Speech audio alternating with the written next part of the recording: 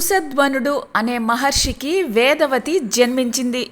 పుట్టినప్పటి నుంచి ఆమె ధ్యాస నారాయణుడి మీదే ఉండేది.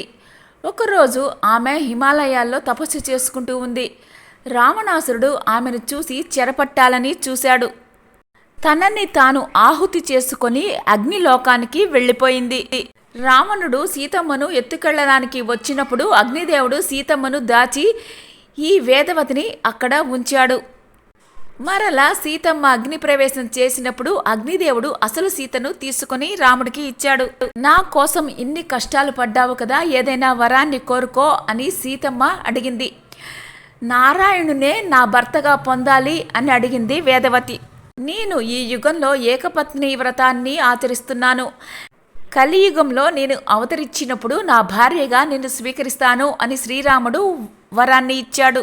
అప్పటి నుంచి వేదలక్ష్మి అనే పేరుతోటి సూక్ష్మ రూపంలోనే భూమిపై ఉండిపోయింది.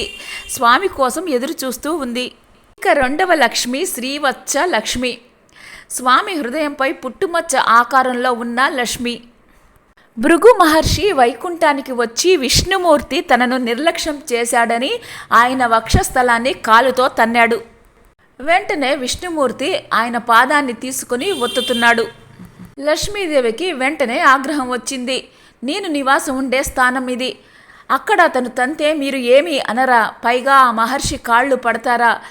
ఇదేనా మీరు నాకు ఇచ్చే గౌరవం అని కోపంగా వెళ్ళిపోయింది.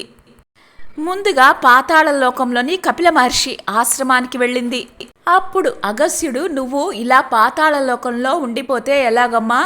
మాకు ఒక ఉపకారం చేసి పెట్టు అని వేడుకున్నాడు. సతీదేవి నేత్రాలు పడిన చోటు పద్మావతిపురం. కోలాసురుడు అనే రాక్షసుడు తన కొడుకైన కరవీరుడితో కలిసి పద్మావతిపురాన్ని ధ్వంసం చేస్తూ ఉన్నాడు. నువ్వు వచ్చి వాళ్లను చంపి నువ్వు కూడా అక్కడే ఉండు తల్లి అని మునులు కూడా అమ్మవారిని వేడుకున్నారు. ఆ ఇద్దరు రాక్షసులను అమ్మవారు చంపేసింది.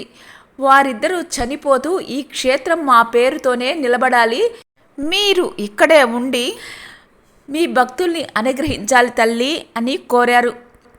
తదాస్తు అని వరాన్ని ఇచ్చారు అమ్మవారు. అమ్మవారు అక్కడే కొల్హాపూర్లో మహాలక్ష్మి స్వరూపంతో వెలిశారు. అప్పుడు దేవశిల్పి విశ్వకర్మ వచ్చి మణిద్వీపం ఎలాగుంటుందో ఆ ఆకారంతో ఒక ఆలయాన్ని నిర్మించారు. ఆ ఆలయంలోనే అమ్మవారు కొలువైంది. అమ్మవారు లేక వైకుంఠం కళాహీనంగా మారింది. దాంతోటి స్వామివారు అక్కడ ఉండలేక భూమిపైకి వచ్చేశారు.